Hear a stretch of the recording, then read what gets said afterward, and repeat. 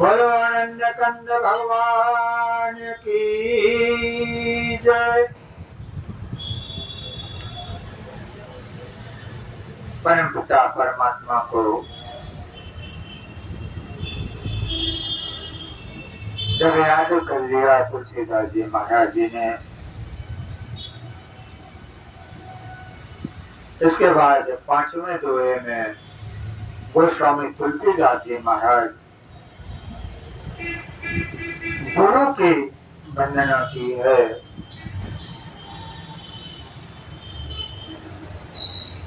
बंदो गुरुपद कंज, बंदो गुरुपद कंज, जपा सिंधु रूप हरि और महामोहतम कुंज, जासु बचन रवि कर। पांचवें दोहे में गोस्वामी तुलसीदास जी महाराज गुरु जी की वंदना की है और करनी भी चाहिए। गुरु वाकई में वही गुरु है जो हमारे हृदय में जन्म जन्म के विकार भरे पड़े हैं, उन विकारों से अंधकार भरा पड़ा हुआ है, उनको प्रकाशित कर दें, इसी का नाम गुरु है। उस अंधकार को मिटा दें और प्रकाश अपने दिव्य ज्योति प्रकाशित कर दें, इसी का नाम गुरु है। तो गोस्वामी तुलसीदास जी महाराज ऐसे गुरु की वंदना वो कहते हैं और की है और करनी चाहिए। और गुरु को क्या बताया है कि गुरु कोई साधारण चीज नहीं है। अब बात बिल्कुल सत्य है। गुरु और भगवान में कोई विशेष अंतर नहीं होता है, बल्कि भगवान से बढ़कर के गुरु को क्यों बताया महापुरुषों ने, क्योंकि वो वर्तमान में बोलते हुए होते हैं। यही एक विशेषता है भगवान में और गुरु में अंतर की। भगवान जल्दी बोलते नहीं है, उनके सत्य शास्त्र बोलते हैं और वो गुरुओं के द्वारा वही सत्य शास्त्र का अनुभव वो गुरु लोग बोलते हैं। तो वो बोलते हैं इसलिए प्रधानता दी गई है और इसीलिए देनी भी चाहिए, क्योंकि वक्ता गुरु ही अपने संशय को मिटा सकता है हम और आपके। इसलिए यहाँ पर गोस्वामी तुलसीदास जी महाराज ने प्रथम दोहे की प्रथम चौपाई में क्या कहा है। अरे बंधु गुरु पद पदमो परागा, बंधु गुरु पद पदमो परागा, सुरसि सुभाष सरसि अनुरागा, सुरसि सुभाष सरसि अनुरागा, अमिव मोरु मय चूरन चारु, समन सकल भव रुजु परिवारु, समन सकल भव रुज परिवारु। गोस्वामी तुलसीदास जी महाराज गुरु की वंदना इसलिए कर रहे हैं और कहते क्या हैं कि गुरु चरणों की जो रज है यहाँ पर गोस्वामी तुलसीदास जी महाराज रज को महत्व दिया है। और रज धूली कौन सी है? रज धूली वही है, कहते हैं वो ऐसी सजीवन होती है जिसके खाने मात्र से भाव रोग मिट जाते हैं। जन्म जन्म के रोग मिट जाते हैं। गोस्वामी तुलसीदास जी महाराज यहाँ पर गुरु करने को और गुरु की महानता का वर्णन कर रहे हैं कि गुरु किस लिए किया जाता है। लेकिन हम और आप सभी संसारी लोगों की क्या है कि गुरु इसलिए कर लो कि गुरु के बगैर मुक्ति नहीं होती है, तो मुक्ति हो जाएगी गुरु कर लेने से, इसलिए हम लोग गुरु करते हैं। वाकई में गुरु करते हैं, धन्यवाद, लेकिन तरना तो जब ही होगा जब गुरु के वाक्यों को अपना बनाओगे ना। जब गुरु का कहना मानोगे तब ना, तभी भाव रोग मिट सकता है। और गोस्वामी तुलसीदास जी महाराज जी कहते हैं भाव रोग है कौन सा? हम सभी जानते हैं कि भाव रोग है कौन सा, नहीं जानते ना। हम लोग यही जानते हैं कोई बीमारी हो गई, कलेश हो गया तो कहने चलो मंदिर, और अगर मंदिर से आगे बढ़ गए हो तो कहने गुरु किया है तो चलो गुरु के पास, गुरुदेव जी मिटा देंगे। बस हमारी और आपकी यही धारणा रहती है, इसलिए गुरु के पास जाते हैं, इसलिए मंदिर जाते हैं, इसलिए मस्जिद जाते हैं, इसलिए गुरुद्वारा जाते हैं कि हमारे भाव रोग मिट जाएंगे। लेकिन ये बाहरी रोग मिटाने के लिए हम लोग जाते हैं, भाव रोग को मिटाने के लिए नहीं जाते। तो गोस्वामी तुलसीदास जी महाराज भाव रोग की बात करते हैं। भाव रोग कौन सा है? भाव रोग है जो बार बार हम और आपको जन्मना और मरना पड़ता है। सबसे बड़ा यही रोग है, और इसी रोग को मिटाने की बात है गोस्वामी तुलसीदास जी महाराज कहते हैं कि गुरु करना चाहिए। लेकिन हम गुरु इसलिए नहीं करते हैं ये भाव रोग मिट जाए, बार बार जन्मना और मरना मिट जाए। गुरु तो हम इसलिए करते हैं कि हाँ मैंने गुरु कर लिया है, अब हमारे घर में बड़ी सुख शांति होगी, कोई कलेश नहीं होगा, कोई बीमारी हया नहीं होगी। भैया क्यों नहीं होगी? हाँ, अगर संयम से रहोगे, नियम संयम से रहोगे, खान पीन सही रखोगे तो ये बाहरी बीमारी भी गायब हो सकती है। लेकिन अगर संयम से नहीं रहोगे तो बाहरी बीमारी लगती है, और वो सबको लगती है प्रकृति के अनुसार। तो फिर जब बीमारी लगती है तो गुरु को याद करोगे, भगवान को याद करोगे, तो क्या इस रोग की बात भगवान कर रहे? भगवान कहते हैं इस रोग की बात भगवान नहीं करते हैं, ना गुरु करते हैं। गुरु तो उस रोग की बात करते हैं जो जन्म जन्म का भाव रोग है, आना जाना, बार बार जन्मना और मरना, माता के गर्भ में उल्टा लटकना, इस रोग की बात करते कि ये रोग मिट जाए। गोस्वामी तुलसीदास जी महाराज जी का संकेत यही है गुरु को स्मरण करने का कि ये भाव रोग मिट जाए हम आपका। लेकिन हम भाव रोग मिटाना ही नहीं चाहते हैं, और गुरु भी भाव रोग नहीं मिटाना चाहते हैं, क्योंकि आजकल के गुरु भाव रोग को ना मिटा करके और की संसारिक बीमारियां दूर करेंगे। पता क्या कहेंगे? आजकल के गुरु पता है चिल्लाते घूमेंगे, ऐसा करना, आज फला दिन है और फला दिन जाना, एक गिलास में लोटा जल ले जाना और उसमें 4 लौंगे डाल लेना, और जिस शत्रु से तुम परेशान हो जा करके वहां शिवलिंग पर चढ़ा देना, बस समझ लो शत्रु का अंत हो गया। बताइए ये कौन सा भाव रोग है गुरु जो गुरु छुड़ा रहा है? और चलो ये गुरु लोग छुड़ाते हैं, लेकिन सदगुरु तो भाव रोग मिटाता है ना। उसको इन चीजों में न लगा के, अगर आपका शत्रु मिट गया अरे शत्रु को मिटाना है, प्रेम रास्ते से हटाना है, तो प्रेम के द्वारा हटाइए। सदगुरु का ये मार्ग होता है, भगवान का ये मार्ग होता है।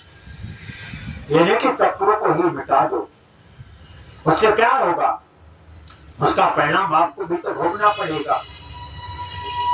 इसलिए हम समझते हैं हमने सबको बदला, और हम लोग यही बीमारियां लेने जाते हैं, लेकर के जाते हैं अपने गुरुओं के पास, हमारा ये कर दो, हमारा वो कर दो। गुरु जी हम बड़े परेशान हैं, क्या बेकार रहने के लिए मकान नहीं है, मकान की कृपा हो जाए।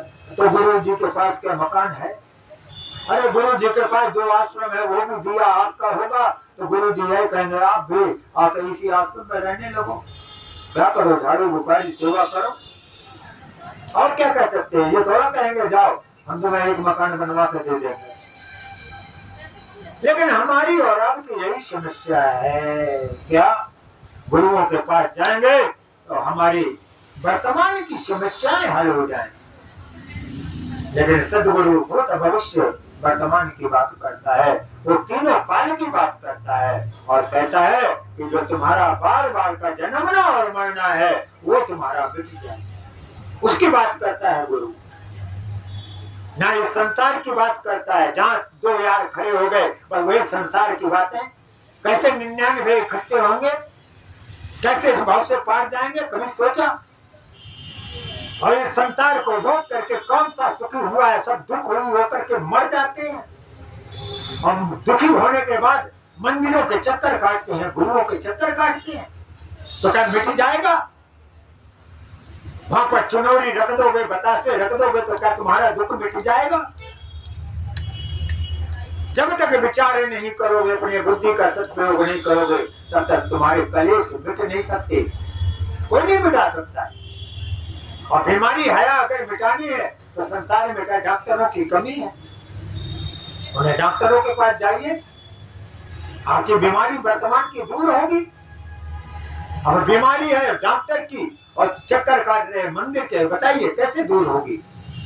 हमारा रास्ता ही गलत है, हमने मार्ग ही गलत चुना है, इसलिए हमारा कल्याण नहीं हो सकता है। गोस्वामी तुलसीदास जी महाराज यहाँ ऐसे गुरु की वंदना कर रहे हैं कि वाकई में गुरु करना चाहिए, तो इसीलिए करना चाहिए कि हमारा जन्म जन्म का रोग मिट जाए, भाव रोग मिट जाए। लेकिन हम लोग गुरु जो करते हैं बस इसीलिए करते हैं कि हमारा ये जन्म का दुख मिट जाए, अभी का दुख मिट जाए, इसलिए गुरु करते हैं।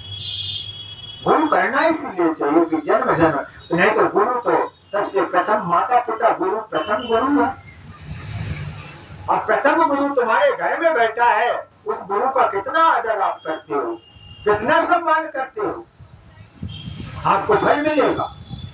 लेकिन उस गुरु का आदर और सम्मान नहीं करते हो, या तो उन्होंने गुरु जो बन गए हैं घर में, उन्होंने ऐसा कार्य नहीं किया, पहले से ऐसा अनुभव नहीं किया, ऐसे आपको संस्कार नहीं डाले, खुद नहीं संस्कार को दूसरों बच्चों में क्या डालेंगे, तो इसीलिए उनको आदर और सत्कार नहीं मिलता, इसलिए वो गुरु अधूरे रह गए। जबकि माता पिता प्रथम गुरु होता है, माता पिता प्रथम गुरु होते हुए फिर भी हम भटक रहे होते हैं कि गुरु मिल जाए, गुरु मिल जाए। चलो, अगर उन माता पिता ने आपको भव रोग से तारने का उपाय नहीं किया है, तो आप अगर गुरु की तलाश करते हो तो अच्छी बात है, लेकिन गुरु की तलाश इसीलिए करना कि जन्म जन्म का भव रोग मिट जाए, इस संसार का बार बार आवागमन मिट जाए। जो माँ के गर्भ में प्राणी उल्टा लटकता है, उसका आवागमन मिट जाए, इसलिए गुरु किया जाता है। ना कि धन वैभव पाने के लिए, सुख समृद्धि पाने के लिए गुरु अगर करता है तो ये समझ लो हमारी अज्ञानता है और मूर्खता है। गुरु इसलिए नहीं किया जाता, क्या आप इतना नहीं जानते कि आपको बुखार आया है तो क्या गुरु के पास जाओगे तो बुखार ठीक हो जाएगा? आप ये जानते हो? अरे डॉक्टर के पास, किसी MBBS के पास, अच्छे डॉक्टर के पास जाइए, आपका बुखार दूर होगा। इस संसारिक बीमारी है तो संसारिक आदमी के पास जाइए ना, जो इसका इलाज कर लेता है। अब जो गुरु सदगुरु है उसके पास जाकर के कहा महाराज जी हमारे पास बुखार आ रहा है, बुखार की कोई इलाज कर दो। बताइए कैसे इलाज करेगा? वो भी हंसेगा गुरु, कहता है क्या मूर्खों से पाला पड़ा है। अगर वाकई में वो सदगुरु है तो वो कहेगा भैया ये प्रगति की चीज है और प्रगति में ये प्रगति के अनुसार चढ़ा उतार होता रहेगा, कभी सर्दी कभी जुकाम। तो जाइए, प्रकृति के बहुत से डॉक्टर हैं, उनके पास जाइए, प्रकृति के अनुकूल दवा से जीवन बूटी खाइए, दूर हो जाएगा। तो अगर वहां प्रश्न कर दिया जाए कि तो फिर गुरु आप किस लिए हैं? गुरु जी कहते हैं भाई मैं तुम्हारी ये वर्तमान की बीमारियों को दूर करने के लिए नहीं हूँ, मैं तो जन्म जन्म की बीमारियां जो है उसको दूर करने के लिए। जन्म जन्म की बीमारी क्या है? बार बार जन्मना और मरना, उल्टे माँ के गर्भ में लटकना, ये जन्म जन्म की बीमारी है। तो सदगुरु उसकी बात करते हैं, लेकिन हमारी आप सबकी धारणा होती है हम गुरु इसीलिए कहते हैं कि हमारे वर्तमान की समस्याएं खत्म हो जाएंगी। अगर ऐसे भाव से गुरु करते तो समझ लो आपने अधूरा गुरु किया है और अधूरे गुरु से अधूरा ज्ञान ही प्राप्त होगा। और गुरु अगर पूर्ण होगा तो ठोक बजा करके तुमको पक्का करेगा कि तुम मेरे पास धन दौलत अगर मांगने आए हो तो मेरे पास नहीं मिलेगा, जाइए यहाँ से, किसी और गुरु के पास जाइए। अगर पक्का सदगुरु है तो यही कहेगा आपको धन चाहिए, दौलत चाहिए, वैभव चाहिए, सुख संपदा चाहिए तो जाइए, हमारे पास नहीं मिलेगा, इसकी दवा नहीं है। हमारे पास तो दवा है उस चीज की जो जन्म जन्म का रोग है, भाव रोग, उसको मिटाने के लिए अगर आए हो तो मिटा दीजिए। सच्चा गुरु यही कहेगा। लेकिन आजकल का कलियुगी गुरु पता क्या कहेगा? काले नेमी जैसे गुरुओं का आज लाइन लगी हुई है, गुरुओं का आदि अंत नहीं है। इतने गुरु हैं, जिसको देखो गुरु, जिसको देखो गुरु, और गुरु और चेला चेली बनाए घूम रहा है। बस तरो या मरो उससे मतलब नहीं है उसे, बस चेला चेली बन जाओ, बस उसकी दुकानदारी चलती रहे, बस इतने गुरु का काम है।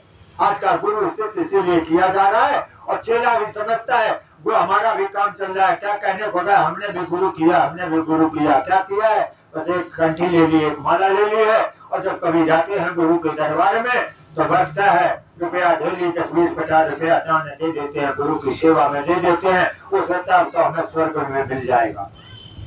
बिल्कुल मिथ्या बातें हैं। सदगुरु को इतनी ताड़ना देनी चाहिए कि अगर इस लालसा से आप आते हो यहाँ पर तो समझ लो आप गलत जगह पर आ गए। आपको जन्म जन्म का रोग मिटाना है तो सदगुरुओं के पास जाइए, और संसार का रोग मिटाना है बहुत से डॉक्टर वैद्य बैठे हुए हैं, उनके पास जाइए, आपके रोग मिट जाएंगे।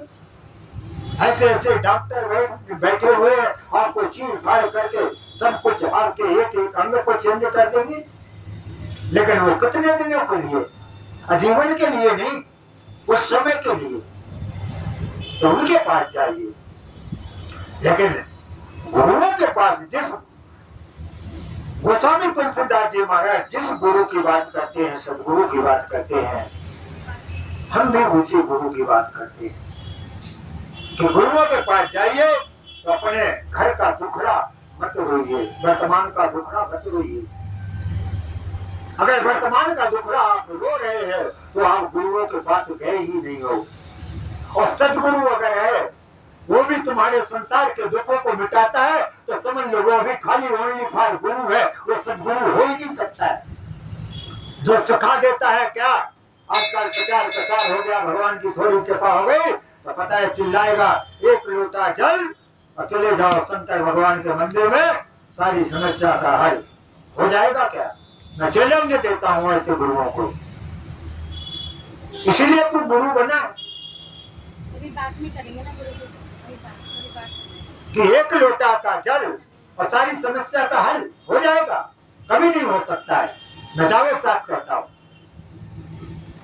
सारी समस्या का, हाँ वर्तमान की समस्या का हल हो सकता है। कोई आपके पास बीमारी है और उन्होंने कहा और ऐसा करके देखिए तो परिवर्तन हो जाएगा, लेकिन आपका क्या जन्म मरण मिट गया इससे? एक लोटा जल सारी समस्या का हल हुआ?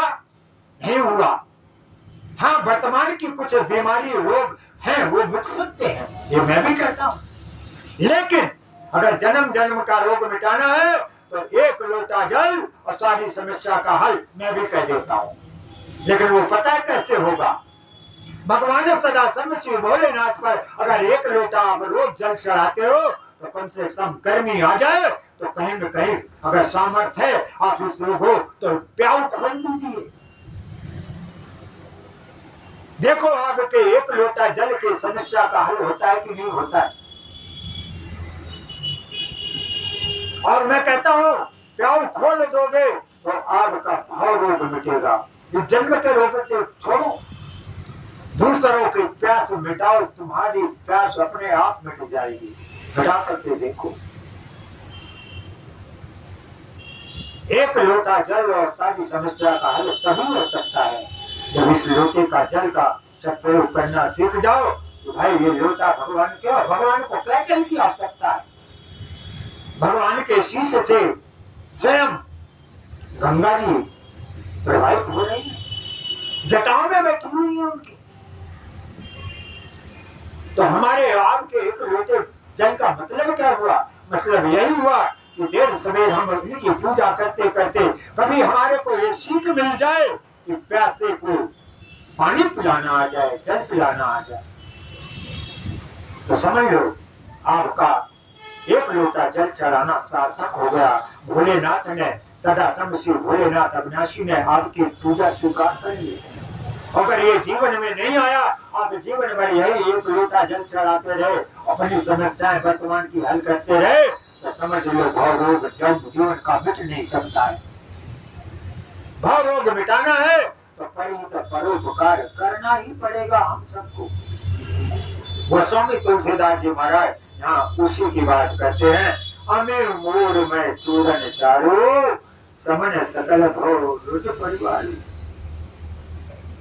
तो गोस्वामी तुलसीदास जी महाराज ऐसे गुरु की वंदना करते हैं। बंधो गुरु पद पदम परागा,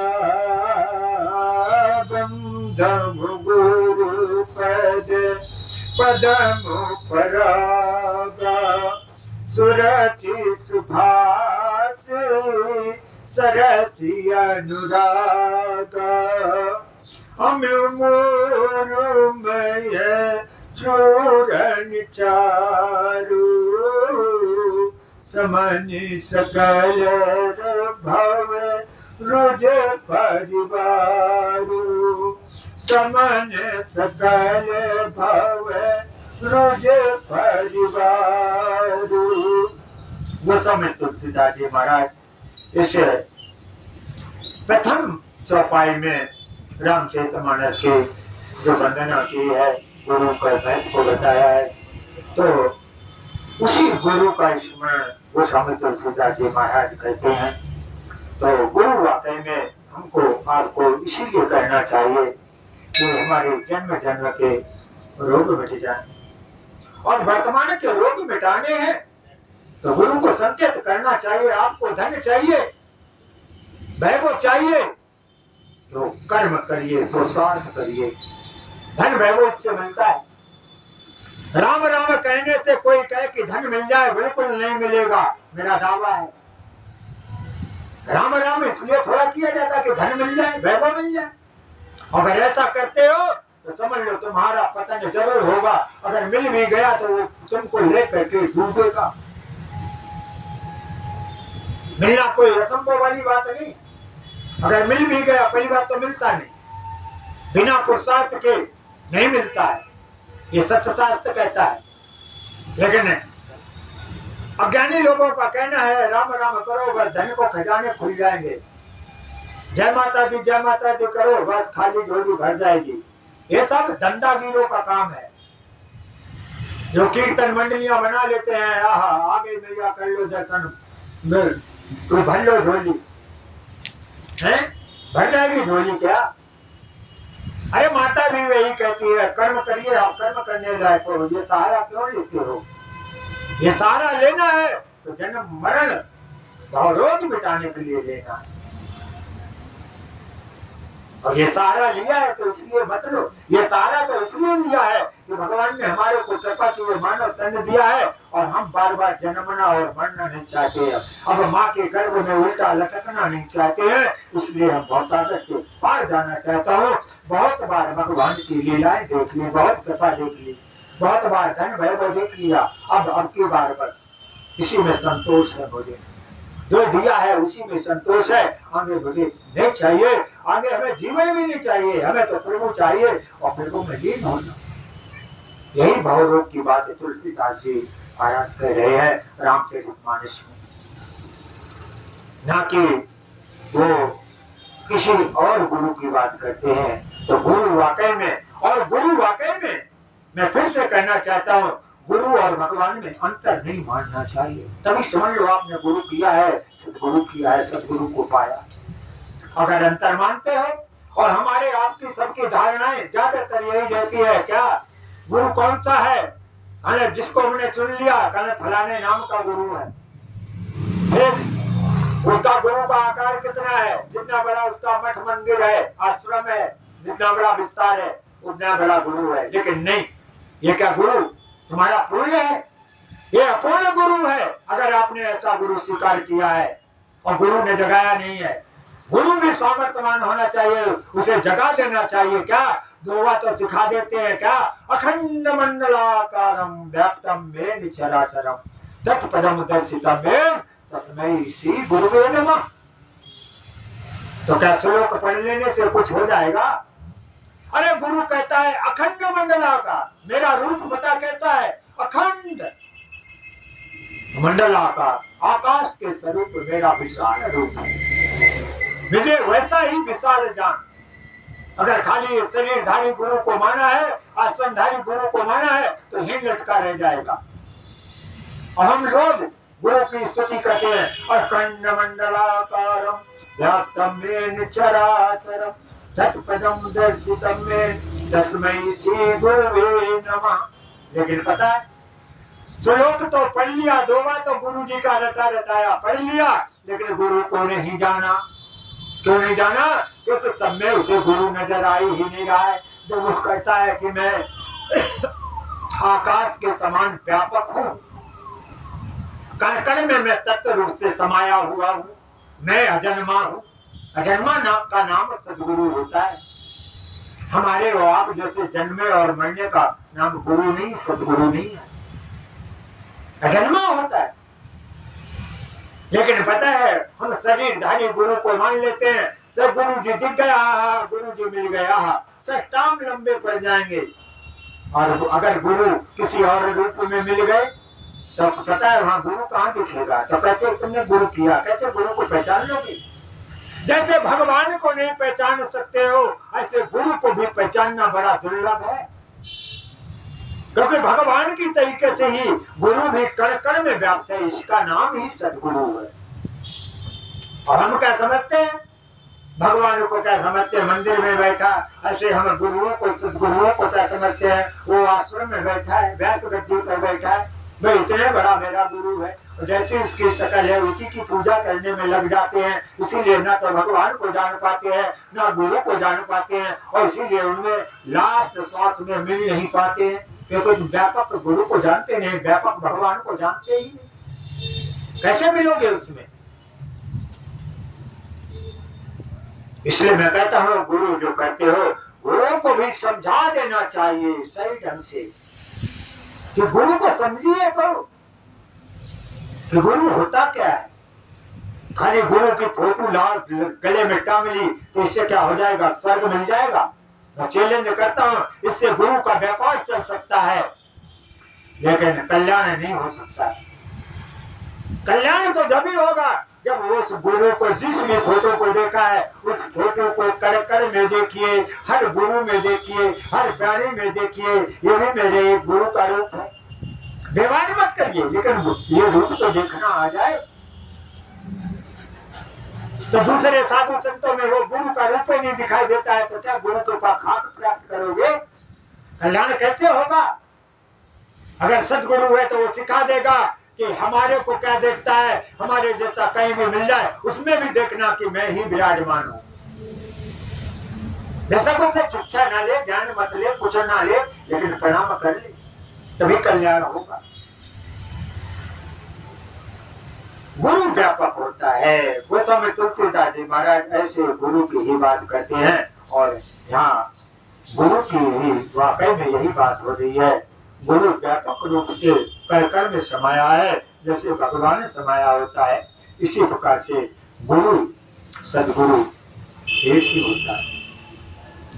गुरु तो नाना प्रकार के हो सकते हैं, लेकिन सदगुरु जो कहते हैं, सदगुरु नाम इसी का है, भाव रोग मिट जाए, आवागमन मिट जाए, बार बार का हमारा इसी का नाम सदगुरु है, इसी का नाम सदगुरु है, इसीलिए गुरु करते सदगुरु करते।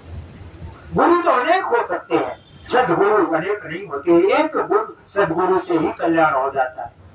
गुरु तो अनेक हो सकते हैं। आप पढ़ाई करते हो तो टीचर भी गुरु है, आप कोई काम सीखते हो किसी से तो वो भी आपका गुरु है। आपको जिसने जो कार्य कर्म सिखाया वो गुरु ही है, और क्या है?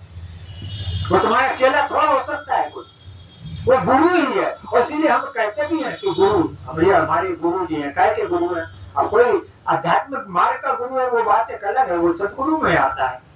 अगर आज संसारिक व्यवहार काल का गुरु है तो वो गुरु आता है, और गुरु एक नहीं अनेक किया जा सकता है, अनेक गुरु किया जा सकता है। जहाँ से आपको शिक्षा मिलती है उतने गुरु कर सकते हो। लेकिन आजकल के गुरु पता है कलयुगी गुरु क्या कहेंगे? अगर गुरु एक ही कर लिया तो कल्याण हो जाएगा। लेकिन एक गुरु से कल्याण नहीं होता है। मैं दावे के साथ कहता हूँ, सदगुरु एक कर लोगे तो कल्याण अवश्य होगा, क्योंकि सदगुरु पता है कौन होता है? भाव रोग को मिटाता है, आवागमन के जीवन को मिटाता है, माता के गर्भ में उल्टे लटकने से बचाता है, इसका नाम सदगुरु होता है। ये भाव रोग से मिटाता है सदगुरु। सदगुरु ये काम नहीं सिखाता है जा करके मकान बनाना सीख लिया तो गुरु बन जाऊंगा, मकान बनाना सीख लिया तो कहे गुरु, तो क्या भाव रोग मिट जाएगा? हाँ, जीविका चल सकती है संसार की, ये हमारे शरीर की प्रकृति की जो प्रकृति से शरीर मिला है उसकी जीविका चल सकती है, साधन में हो सकता है। साध को प्राप्त करना है तो सदगुरु साध को प्राप्त कराता है, इसलिए सदगुरु की मानता गुरु नहीं कर सकता, कभी नहीं कर सकता, क्योंकि उन गुरुओं को भी सदगुरु के पास जाना पड़ता है। वो आनंद कंद भगवान की जय। गुरुओं को भी सदगुरुओं के पास जाना पड़ता है, क्यों? उनकी भी भूख नहीं मिटी। कोई टीचर है, पढ़ाते पढ़ाते थक गया, आपका 60 साल के बाद रिटायरमेंट होगा, फिर क्या होगा? और फिर रिटायरमेंट होगा, फिर भी शांति नहीं मिली। बच्चों को खुद पढ़ाया गुरु बन करके, लेकिन शांति नहीं मिली, तो फिर पता कहाँ भटकता है, कहता है अब कहीं चलो शांति की तलाश में, फिर वो गुरु की तलाश करता है, सदगुरु की तलाश करता है। क्यों? तो भाई गुरु बना था, फिर गुरु बन करके तुझे शांति क्यों नहीं मिली? क्यों नहीं मिली? क्योंकि तू संसारिक गुरु था, इसलिए शांति ना तुझे मिली ना तेरे शिष्यों को मिली। यही गुरु और शिष्य में अंतर है, गुरु और सदगुरु में यही अंतर है। गुरु तो माता पिता भी है, प्रथम गुरु है, और प्रथम गुरु पाकर के किसी को शांति मिली, जिनको मिल गई मेरा धन्यवाद, और जिनको नहीं मिली है मैं मुझे बताएं, प्रथम गुरु तो घर में बैठा हुआ है, फिर भी शांति क्यों नहीं मिली? क्योंकि प्रथम गुरु जो माता पिता है वो सदगुरु नहीं है, वो खाली गुरु है, ओनली भाई गुरु, सदगुरु नहीं है। क्यों? सदगुरु अगर उन्होंने भी माता पिता ने किया होता, प्राप्त कर लिया होता, तो वो भी घर के भी माता पिता सदगुरु बन सकते थे, लेकिन उन्होंने सदगुरु को प्राप्ति नहीं कर पाई, तो बेटा आपको कहां से सदगुरु की प्राप्ति करा देंगे? वो खुद जीवन मरण के उससे मोक्ष नहीं पा पाए, तो कला नहीं सीख पाए, तो आवागमन मिटाने का साधन नहीं कर पाए, तो बताओ तुम्हारे को भी जीवन में वही सिखा देंगे? पहले हमने भी कमाया और खाया और सुबह सुबह जाकर के कहा साफ किया, सब जानते हैं, यही तो करते हैं, और क्या करते? तो ये संसारी जो माता पिता गुरु हैं वो यही तो सिखाते हैं, पेट भरने की समस्या सिखा देते हैं, बेटा पेट भरते रहना, बस जीव का चल गया, बस कल बस हो गया। वो तो इतने बड़े गुरु है, सदगुरु कहां से हो गए? हाँ, सदगुरु बन सकते थे, वो अपने अपने बेटों को भी ऐसी शिक्षा दे देते। जैसे माता सुनीति, आपने श्रीमद् भागवत की में कथा सुनी है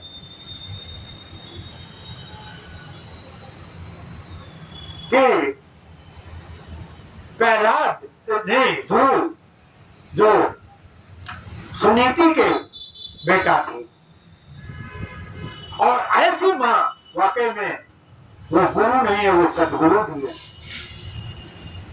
अगर ऐसी माँ है तो धन्य है ऐसी वो माता सदगुरु को। मेरा चरणों में कोट कोट प्रणाम है। सुरुचि जैसी माता को,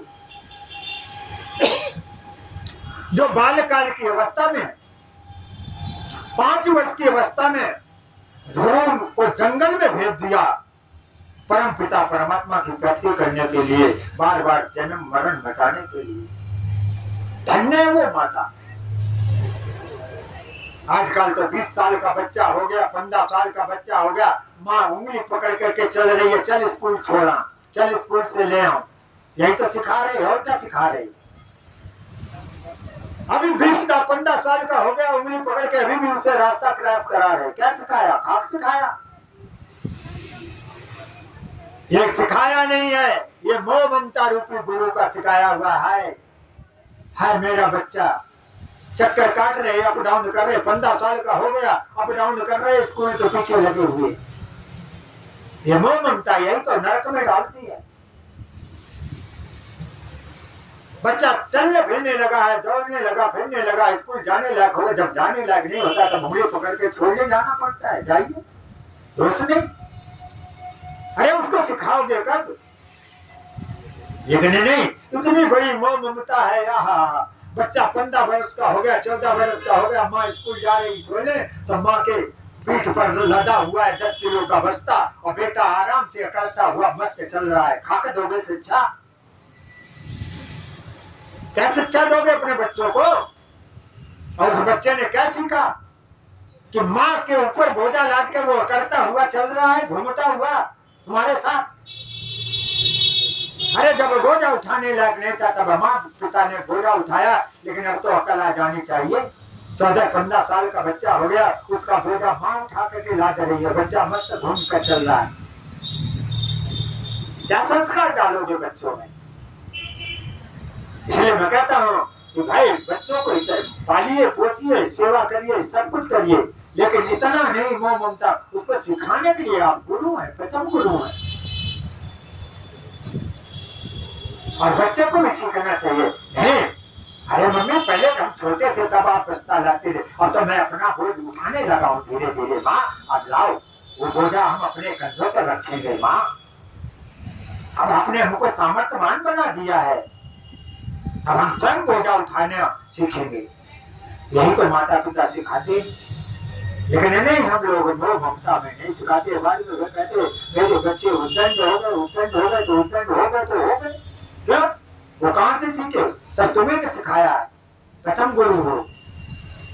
तो गोस्वामी तुलसीदास जी महाराज यहाँ सदगुरु की बात करते हैं और उन गुरुओं की रज की बात की।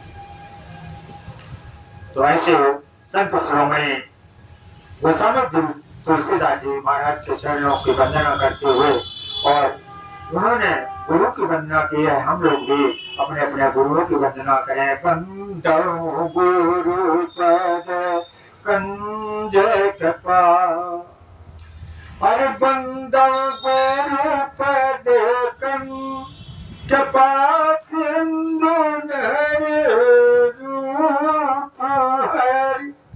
यहाँ क्या हरि का रूप ही बताया है गुरु को, प्रथम चौपाई। गोस्वामी तुलसीदास जी ने अंतर नहीं बताया। और महामोह में कुंज जासु, बचन रवि करी करे। गोस्वामी तुलसीदास जी महाराज जी ने ऐसे गुरु की वंदना की है, और ऐसे ही गुरु हमको सदगुरु करना चाहिए, तलाश करने चाहिए, योग बनाना चाहिए। अपने आप भगवान कृपा करते हैं, और वो गुरु जैसा आपका योग होगा देर सवेर मिला देते हैं। तो ऐसे गुरु के मिलने से स्वाभाविक सहज ही मुक्ति प्रदान होगी। जब वो ताड़ना दे करके शब्दों का प्रहार करेंगे और शब्द उनके आपके कलेजे में चोट करेंगे, मस्तिष्क में चोट करेंगे, तो स्वाभाविक ही कल्याण होगा। बोलो आनंद कंद भगवान की जय, बोलो सद्गुरु महाराज